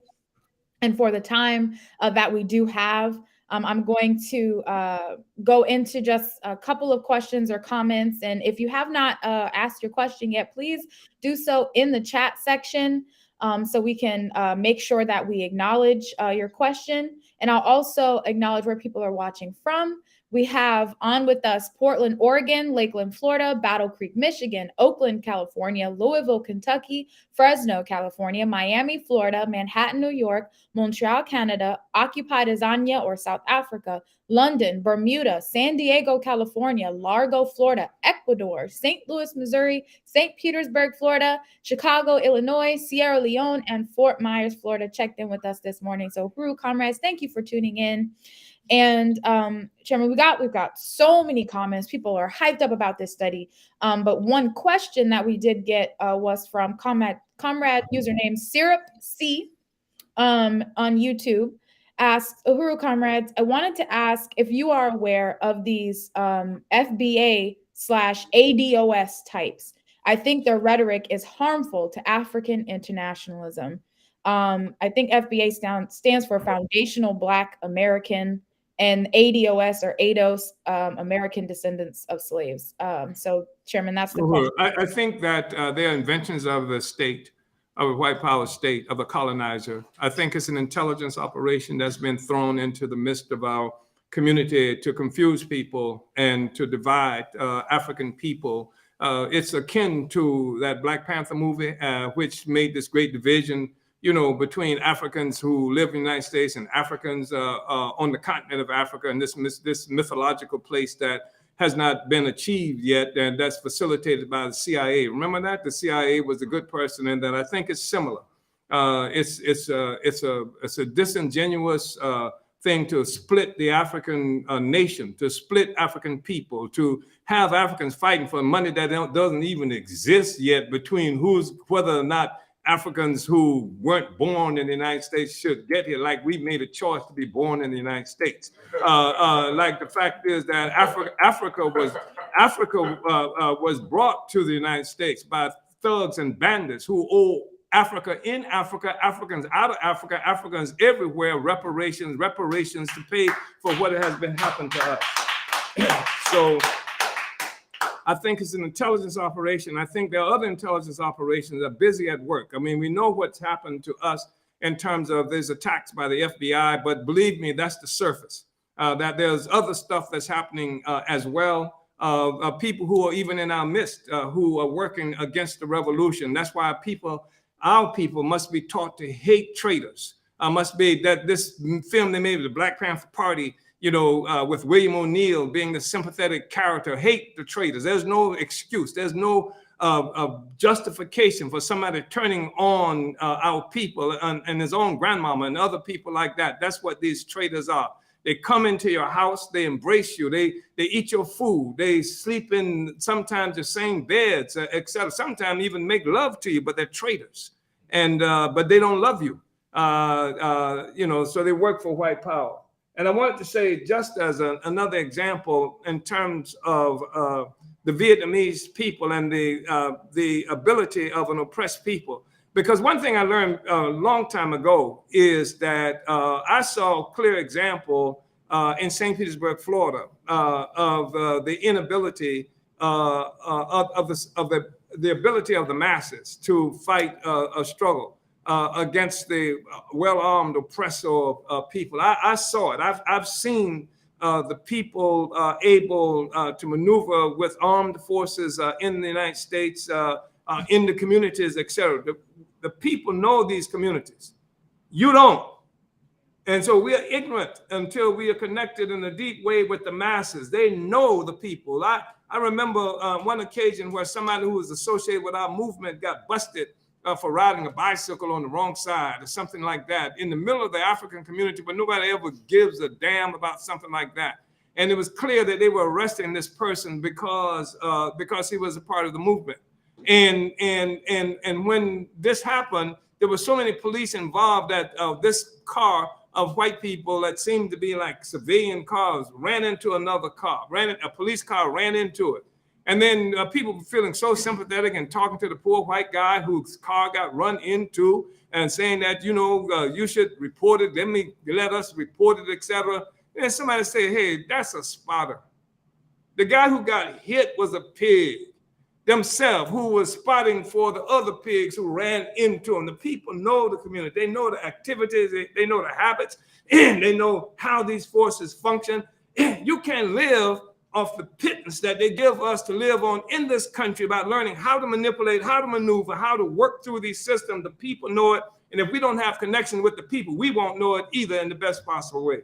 So I just wanted to say that. I want to say, comment, Akile, I know I'm watching the clock too. I want to say that one of the most fascinating things I read during my studies of the Vietnamese struggle in terms of the ingenuity of the people is that the repression was such as what we find in so often in our communities here, that the people could not walk the streets and pass out literature to the masses of the people, because U.S. military and South Vietnamese military forces, which is the U.S. military force and South Vietnamese and Vietnamese face, they would arrest them, they would kill them, they would do horrible things to them. So what they would do is in the nighttime, they would go to the top of tall buildings and they would take flyers and propaganda and put them up on the top of tall buildings. And then they would wet the flyers down.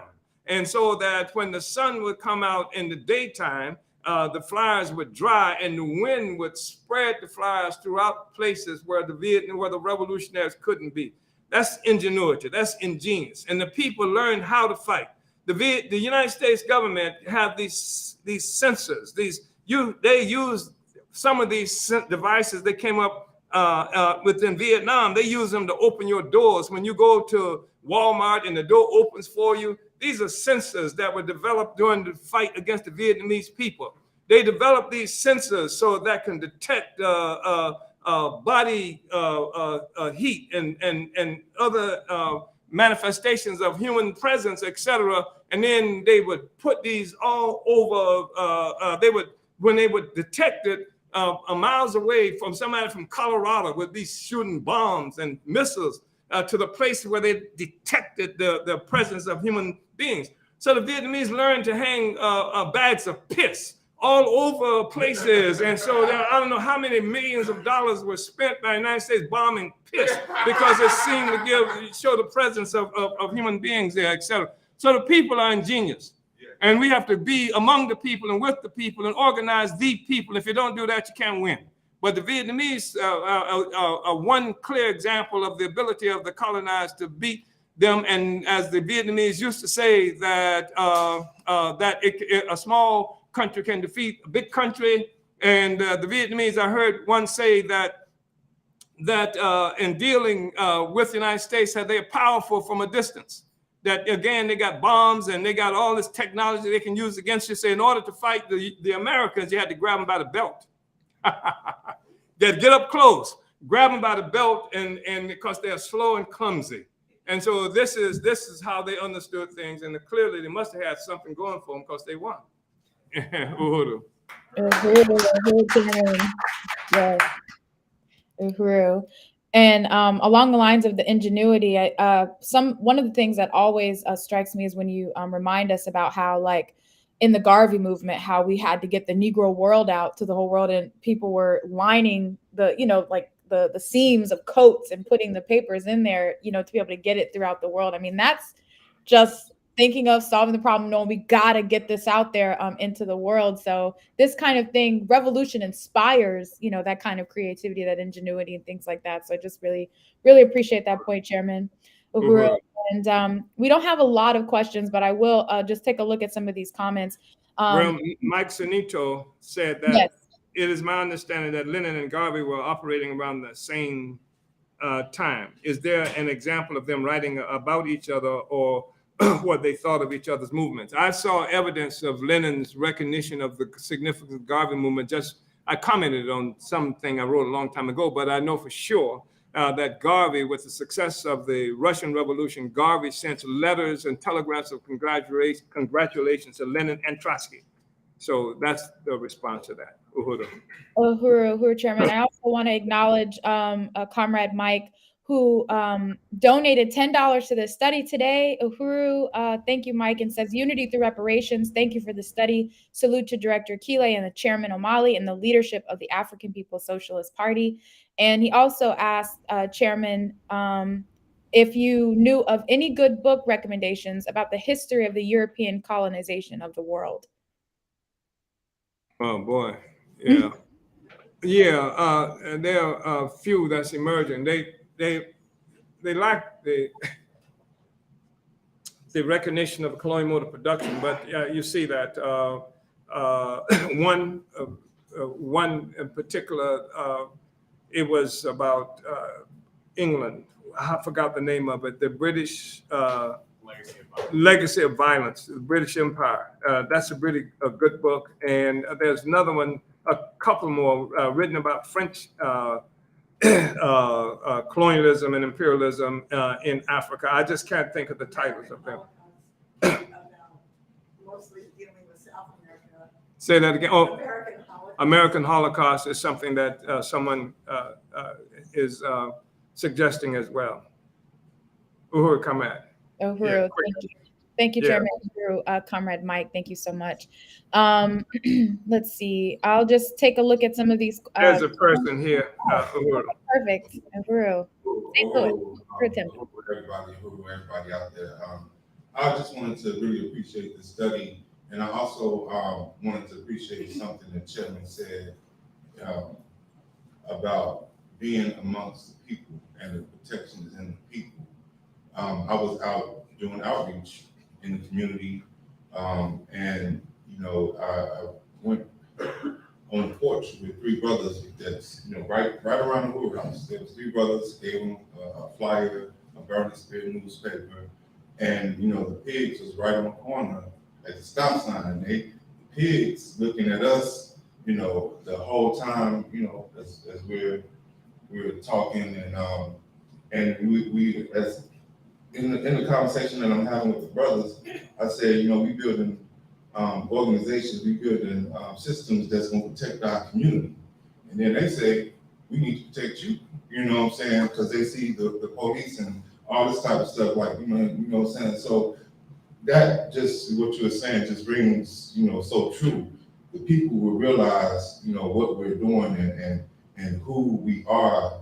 And as long as we out there with them, they're going to, to recognize us as leadership. And I've seen the brother again. He'll be here at the Sunday rally. All three of the brothers are going to be here at the Sunday rally. So, this is just, evidence of just going out there and doing the work. I hope he's makes better time getting here than you did this morning. And somebody suggested, and I agree, that Overturning the Culture of Violence, written by Penny Hess, is another extraordinarily important book that people should read to get a sense of European colonization of the world. Uhuru. Uhuru, Chairman, Uhuru Comrade Timba. Also, those books are available at theburningspear.store. So I see Comrade Mike Zanito says he just bought a bunch of books off of the Burning Spear store. So right on, be like Mike and get your books. Right on. Be like Mike. Be like Mike. So, Chairman, we are winding down in time. It has been such a powerful study, and I just can't wait to continue this series of the history of anti-colonial revolution. But before we close it down today, Chairman, I just want to turn it back over to you for any closing remarks. Thank you, Comrade. I just wanted to say to everyone here that the party has written so much on the science of anti-colonial revolution, going back, half a century, and that it has been overlooked by many people because much of this came about subsequent to the military defeat of the Black Revolution. Even many revolutionaries from that period, from who I love and whom I have so much respect for, did not understand what the hell happened. And we want to repeat this recognition that you can't judge a movement by its own consciousness, because people have their own explanation of what the hell was happening, but you have to have a scientific understanding of the nature of the system and what gives rise even to the ideas in the system, and what grows a revolutionary project and process. So today, we're just having another discussion about the significance of the absolute need to end colonialism and our relationship to colonialism by having power over our own lives. We want to be happy, and we want to have access to resources that not only we create now, but has been created by generations and generations of African people, resources that have not gone to our development, but that left our community as a part of a consequence of building the Europe at our expense, building a colonial mode of production, while the vast majority of people on earth, not just Black people, not just people in this country, not just people in North St. Louis, but the vast majority of the people on earth do not have clean water, access to clean water, do not have access to electricity, do not have access to enough food to eat, do not have access to the kind of technological development that has come about as a consequence of expropriating value from us. That's the way the world is now, and everybody should be opposed to that. So I just want to say that the only thing the African People's Socialist Party and the Uhuru movement are guilty of is trying to change this relationship that we have with poverty, oppression, unhappiness, disease, the forcible extraction of value from our people, our community, et cetera. And that is the reason that the United States government is making war against us as a part of the overall war it's making against colonized people globally. Uhuru.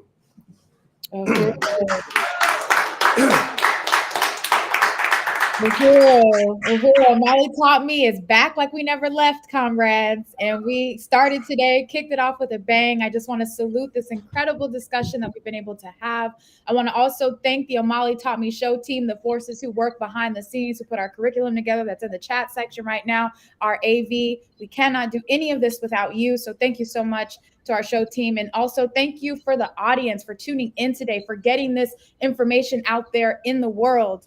People have indicated this is the type of education they want to ban, from these institutions, but we're bringing it. So whether you're watching on Facebook, YouTube, Twitter, Twitch, we're glad to have you on with us. And again, really want to salute the brilliant leadership of Chairman Omali Yeshitela. Make sure you follow the chairman on Facebook, Twitter, Instagram, TikTok, and Twitch, and subscribe to the Burning Spur TV on YouTube to catch every episode of the Omali Taught Me Sunday Study. And reminder, comrades, next weekend we'll be in St. Petersburg, Florida for the Black is Back Coalition's 7th annual electoral campaign school. So make sure you register for that. Go to blackisbackcoalition.org to register. Uhuru, comrades. Uhuru, and go to St. Petersburg too. Yes, come to St. Pete. Uhuru.